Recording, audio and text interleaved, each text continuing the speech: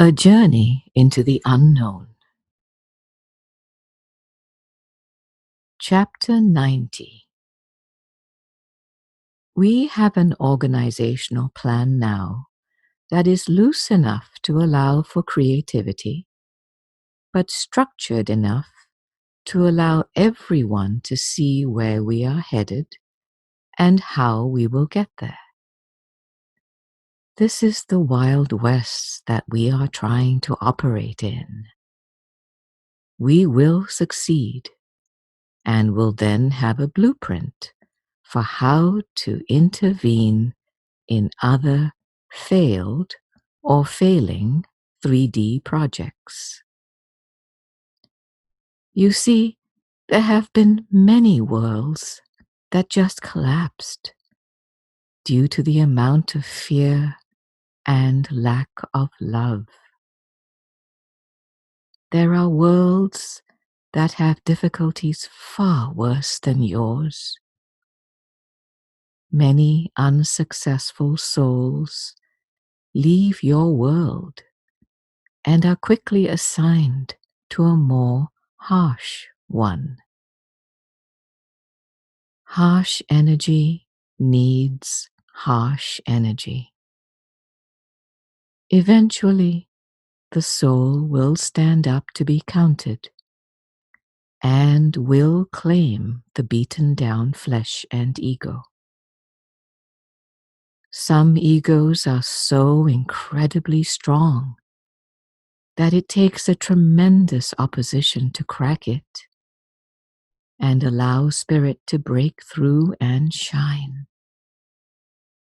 We give up on no one. Souls have been allowed to reincarnate here repeatedly. Some soften over lifetimes, and others make negligible progress.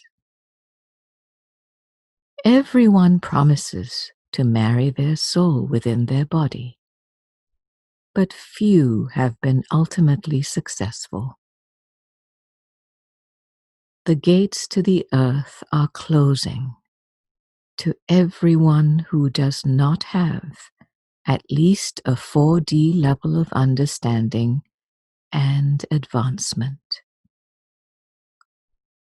You can think of 4D as a beginning friend or one who is being mentored.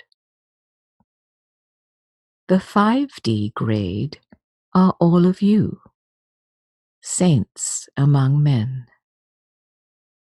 When you leave here, you will most likely be at the 6D level and will not return to any 3D world unless you volunteer for a special assignment. Everyone is accounted for. We lose no one. The universe is actually highly organized and benevolent. Everyone is given what they need when they need it. Chapter 91. Bless each of you for your willingness to serve during this endeavor. All of you have felt lost here in the House of Illusion. But now that you are securely in the House of Truth, you feel more comfortable than ever before.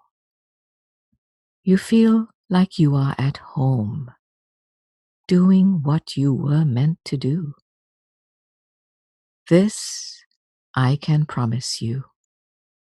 Your lives will never be the same again.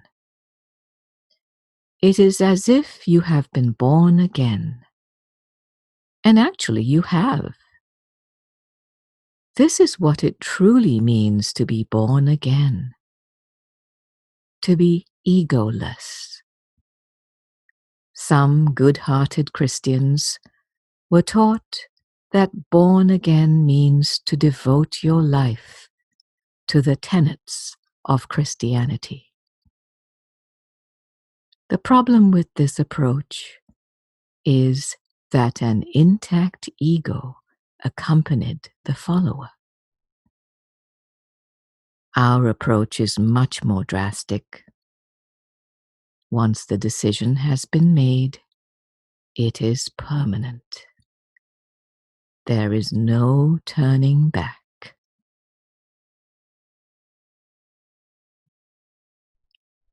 Chapter 92. Why does the earth mean so much to us? It was originally intended to be a paradise, a place of unparalleled creativity, a playground of love. The resistance and independence, ego, was built in. What we did not anticipate was that the equation between ego and soul would be so disproportionate.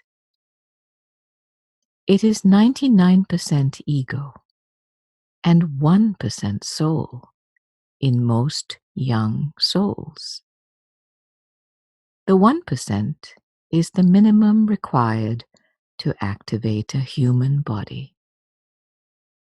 So, other than providing a life force, its influence is null and void. 99% egos are entirely in the school of hard knocks, and this is how they learn to soften and listen to their inner guidance. So the equation was not at all what we anticipated from the initial creation of the plan. The resistance and independence were immensely stronger than desired. This was not due to the influence of a demonic satanic figure. It was a glitch, a miscalculation in the design. Look through ego to honor and acknowledge the soul. Suggestions to not see or to deny something actually means to see through it, so that the miracle can transform what you're seeing. Not for your behalf, because there is no you, but on behalf of the soul you are witnessing. Our plan of strengthening souls enough that the ego can move to the back burner came into play as soon as we saw that our intended paradise was going to take much more blood, sweat, and tears than the original plan allowed for. Chapter 93. Hold on to your hats. There is a storm coming. It will be of unprecedented proportions. This too will help our cause. Social disruption will cause individual and group egos to reconsider their harsh stances. It will be another hard lesson for people, but it will seem far worse. It will be allowed to transpire to promote soul growth and eventual awakening. It will shock you, but will not directly affect you. The goal is to make the house of truth look even more attractive. People will wonder why all of you are doing so well. In other words, we will be allowing things to come into play that we have never allowed before. We will not be creating these things. Humans will create them. It's just that we will not stop them. You would be surprised to learn about all of the things that we were able to stop, things few ever knew about. We stopped them because they did not fit into our plan at the time.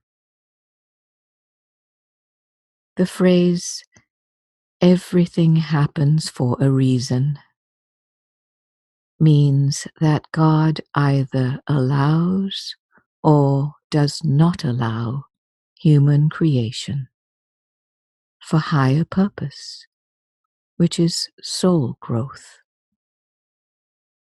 This phrase does not mean that God causes bad or destructive things to happen.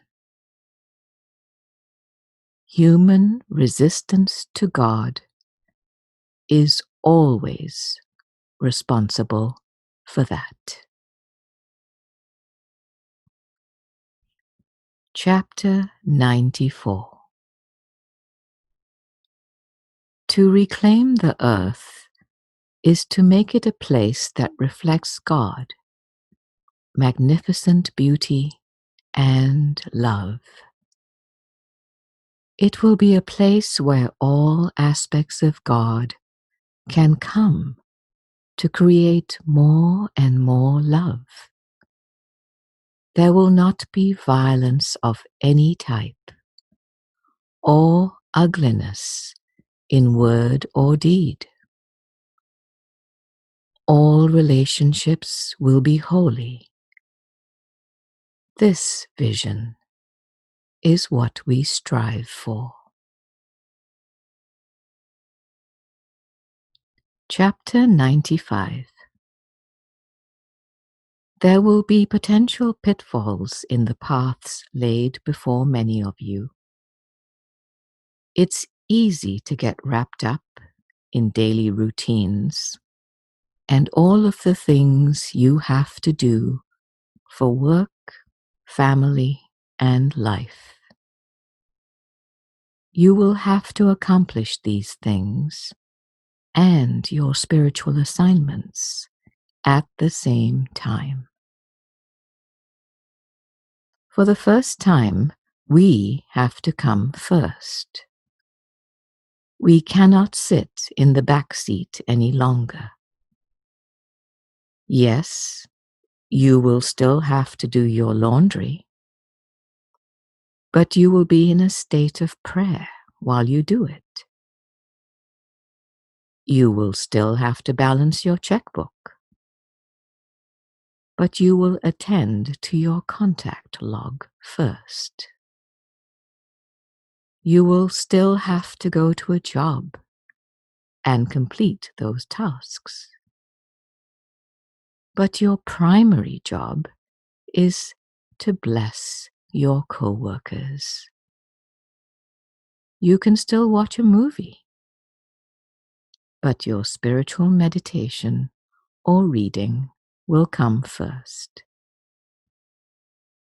If you backslide, we will gently nudge you.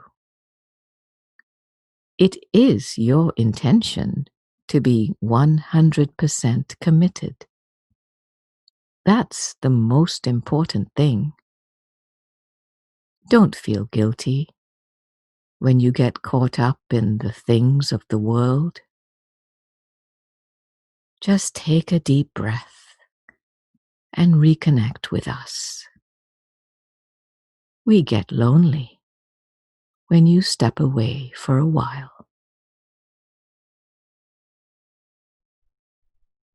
Chapter 96. Angels are messengers of God. They are 100% soul. They have never incarnated on earth or in any 3D environment. So their souls have never been tested by the daily onslaught that all of you endure. They minister to those in all dimensions. Many souls leave the earthly realm and are angelic-like. They aren't higher or lower than an angel. It's just that their experience is different. Like the earth, job experience equals job opportunities. So your job opportunities in the spirit realm will match up with your experiences. If you worked with drug addicts on earth, you may have a behind-the-scenes opportunity to help drug addicts. Likewise, if you have worked within education, banking, or commerce on earth, you would have opportunities in those areas, but in new ways. Of course, if you were a truck driver on earth and had grown tired of it, you can definitely switch to something else. Souls that had been on earth tend to specialize in the spirit realm. Angels are more versatile. They are jacks of all trades. I speak of this today because so many want to know what happens when they die. We prefer to say, leave their body, because there really is no such thing as death. Everyone knows what it is like here. But that part of your memory was temporarily erased when you incarnated. Otherwise, your memories would make it hard to have a point of focus, such as a human body and a human life. You can think of it this way. Your soul is like an Olympic weightlifter. That's your strong suit. Angels are like butterflies. They aren't interested in, nor designed for weightlifting. Chapter 97. The Essenes were an ancient metaphysical group. Their writings were largely destroyed and removed from the Bible. Those in power did not like what they had to say. All major religions have their smaller subsects that explore the mysterious side of life. The Gnostics, the Kabbalah. Many of you were in these secretive shadow groups. Now you find yourself in the same situation, because mainstream religion will not like what you have to say. As long as you operate in a free country, you have freedom of speech. But some will try to suppress that. A Course in Miracles followers created churches and became somewhat mainstream or establishment, with their largely literal interpretation of my work. They will have as many or even more problems with your message than some from the other religions. Learn to enjoy and cherish negative attention and criticism. In this case, it means that you're doing something right. You wouldn't be getting so much reactivity unless you were hitting a nerve. Chapter 98. You will be getting pushback from all directions. You will not be preaching to the choir. Some will resonate with your message, and others will find it offensive. The people we send to you to friend or mentor, if you are a specialist, may fall into this category. Those who hear about you through word of mouth will definitely fall into this category. The category is 10-90. 10% will like your message, and 90% will not. Take the rejection with a grain of salt. Wear it like a badge of honor. We can't be suppressed again. We are too many and too strong. We have a plan of action, and it is up to each of you to implement it by being, by serving, or through both ways. Chapter 99. Developing a thick skin, if you don't already have one, will be paramount. Detractors of every type will quote parts of the Bible, the Quran, and A Course in Miracles to tell you how wrong you are. Let them. Don't get drawn in. You aren't there to argue with anyone. You are, however, to be helpful to those who genuinely have questions or are asking you for your insight. Your peers who have read A Course of Love will be on board with all of the clarifications and new information from this third volume. They will be ready to set sail with you. Some of you may choose to do some form of public speaking. Be aware that not everyone in the physical or virtual audience will be a fan. It's okay. It's not their time yet. They are still caught up in the world of thoughts and right interpretations.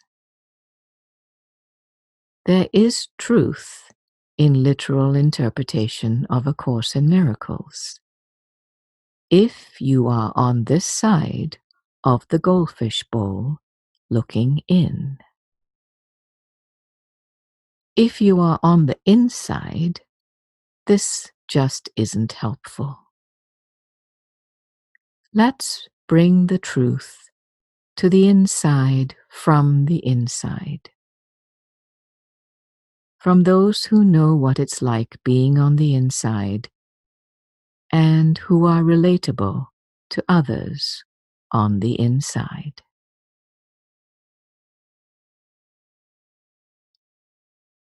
Chapter 100. We celebrate this time that we have spent together. The language I have chosen has been very down to earth and easy to understand. The misunderstandings from the first 2 volumes have been clarified. A purpose and a plan have been laid out.